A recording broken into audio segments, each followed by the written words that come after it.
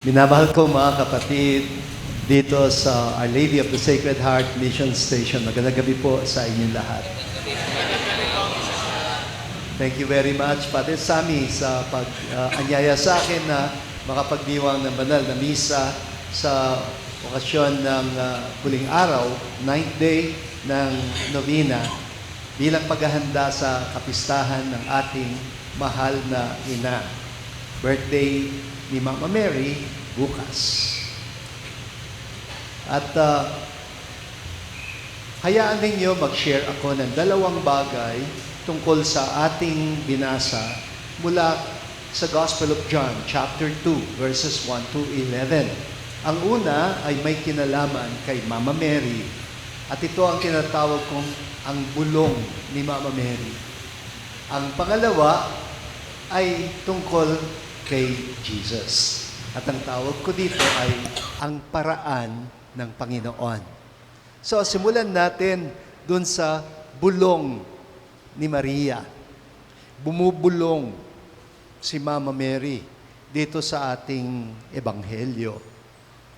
At ang ibinubulong niya ay isang problema. Hindi kanyang problema, kundi problema nitong pamilya na nagdiriwang ng kasalan. Mapapahiya sila. Kasi nauubusan na sila. Nauubusan na sila, palagay ko, hindi lang ng inumin, kundi ng pagkain. Pero ano ang ginawa ni Mama Mary doon sa sitwasyon na yon? At bakit nalaman niya? Sa tingin ko, nasa kusina si Mama Mary. No? Palagay ko tumutulong-tulong siya doon sa kitchen at napansin nga niya itong problema. At ang unang binulungan niya ay si Jesus. Sinabi niya, may problema. Naubusan na sila ng alak. Kasi si Jesus naman kasi, sinama niya lahat ng mga alagad niya. No? Palagay ko malalakas sila lahat uminom. No? Palagay ko, kinurot pa ni Mama Mary si Jesus eh. Sabi siguro sa kanya, tama na yan, tama na yan. Ubus na nga kawawa itong pamilya. Ganun. At palagay ko, hindi naman inaasahan ni Mama Mary na magmilagro si Jesus. Kasi ang sabi lang naman niya, gawin ninyo ang anumang ipagawa sa inyo. Inilapit sila kay Jesus. Kasi yun ang papel ni Mama Mary sa buhay natin.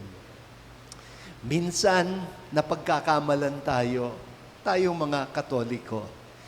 Akala nila, sinasamba natin si Mama Mary o dinudiyos natin siya. Pero sa totoo lang, walang sino mang napapalapit kay Mama Mary na hindi mapapalapit kay Jesus. Kasi yun lang naman ang papel niya sa buhay nating lahat. Na ilapit tayo sa anak niya. Nakita niya ang problema, pero hindi siya mismo ang gagawa ng solusyon sa problema. Sasabihin lang niya, lumapit kayo sa anak ko at makinig kayo sa kanya. Gawin ninyo kung ano man yung ipagagawa niya. Sana, kung tunay tayong napapalapit kay Mama Mary, ay napapalapit din tayo sa anak niya, ang Panginoong Hesukristo. Tatandaan ninyo, hindi pa masaya, hindi pa lubos ang kaligayahan ng ating mahal na ina hanggat hindi niya tayo nailalapit sa kanyang mahal na anak.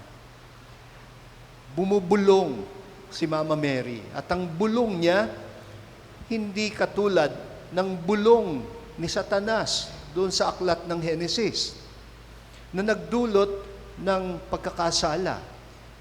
Kasi yung naunang bulong na nagpabagsak sa tao ay bulong ng pagnanasa at kasakiman. Ewan ko kung nakwento ko na sa inyo na itong kwentong ito, meron siyang kabaliktarang kwento sa France tungkol sa kababalaghan ng alak na naging tubig. Baliktad, no?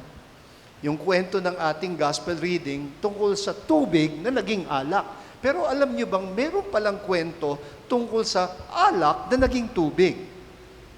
Ganito yung kwento. Sa isang malayong lugar sa France, merong magsing-irog.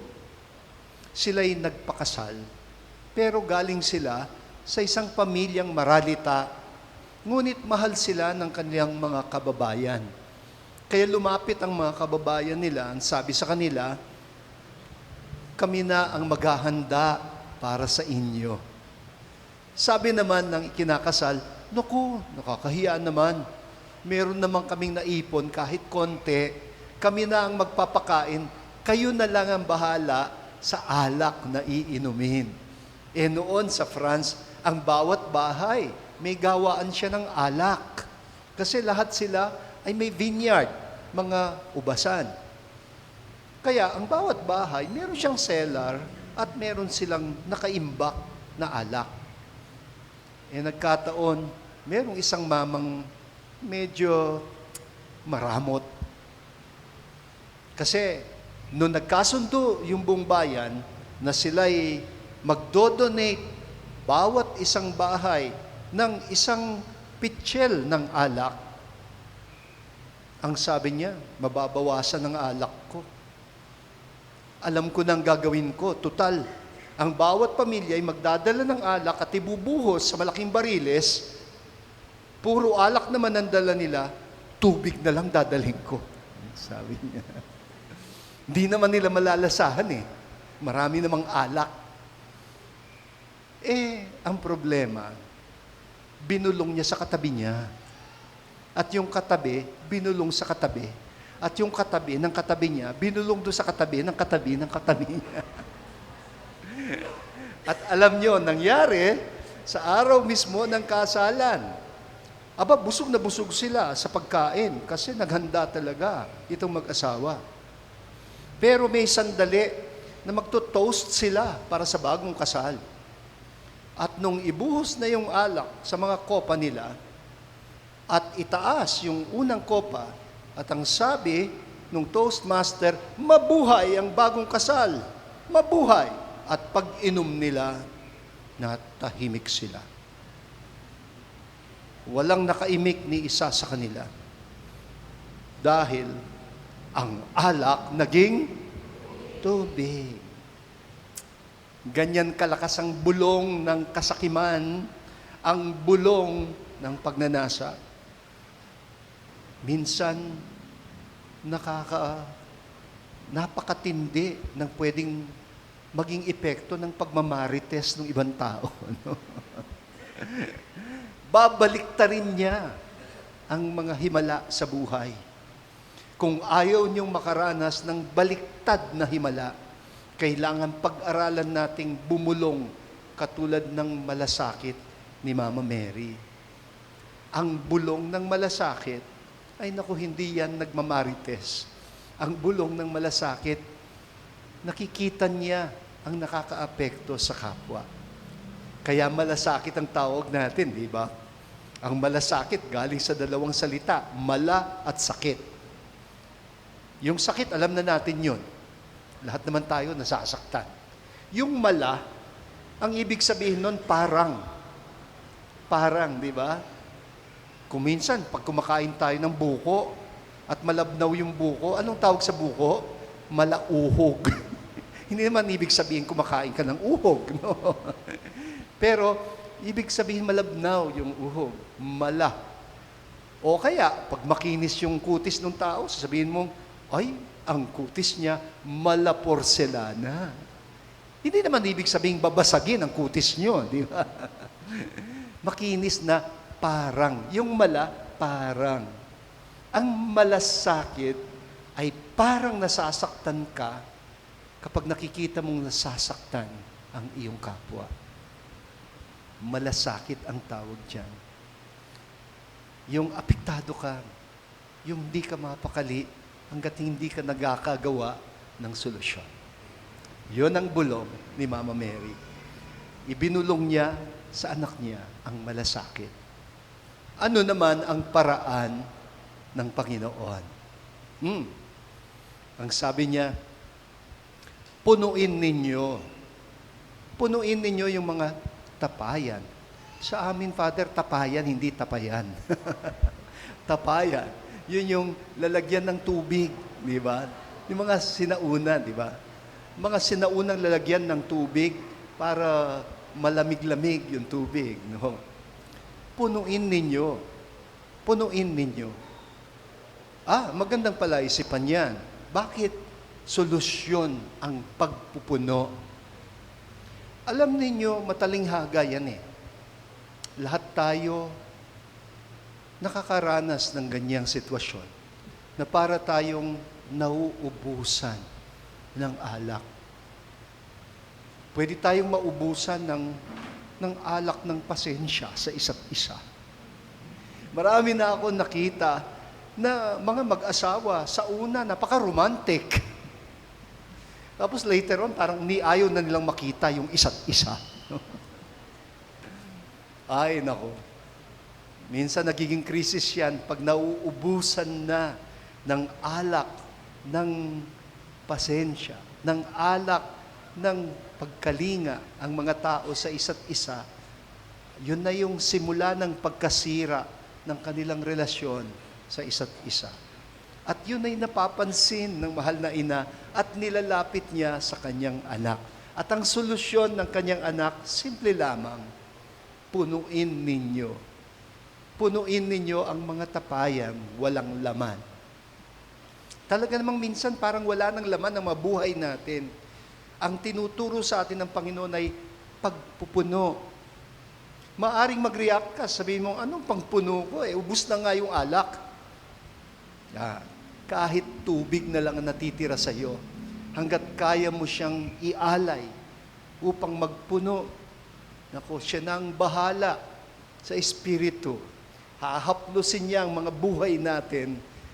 Kahit ang walang lasang tubig ay magiging kasing sarap ng alak na may Espiritu. Kasi ang kaloob ng Panginoon sa atin ay ang banal na Espiritu. Nagbibigay lasa, nagbibigay sarap sa mga buhay natin na kung minsan ay nawawalan ng lasa. At panghuli, alam niyo po, bakit solusyon ang pagpupuno? Alam ninyo ang kahulugan ng pagpupuno, di ba? Sa Pilipino, kapag meron tayong pagkukulang, minsan nasasabi natin, pasensya ka na ha, ikaw na sanang bahalang magpuno sa aking pagkukulang. Aba, sa Pilipino pala, ang pagpupuno ay pagpapatawad. Kapag may pagkukulang ang iyong kapwa, huwag ka nang mambutas. Kasi baka pati yung konting natitira, mawawala pa. Yan ang problema. Kaya minsan lalo tayong nauubusan kapag nagbubutasan pa yung mga tao, no? Nagsusumbatan pa.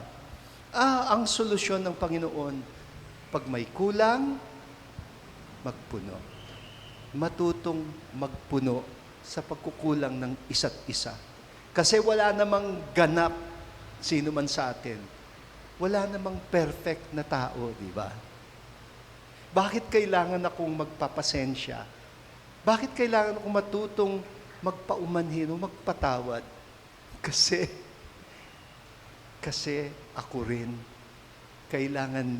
nangangailangan din ng paumanhin, ng pag-unawa o ng pagpapatawad ng kapwa. Kaya ang solusyon ng Panginoon, pag may kulang, magpuno. Hanggat kaya mong magpuno, kahit tubig na lang ang ipagpupuno mo, siya na ang bahala sa banal na Espiritu.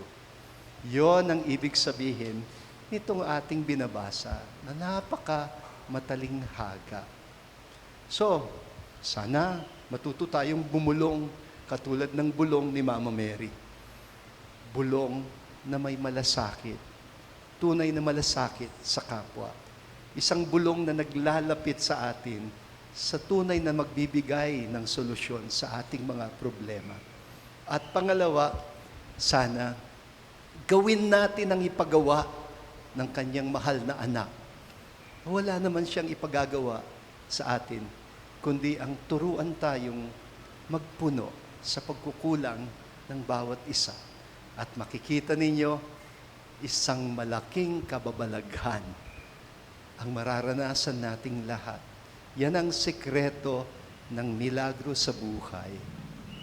Kapag tayo natutong nagmalasakit at kapag tayo'y natutong magpuno sa pagkukulang ng isa't isa. Amen.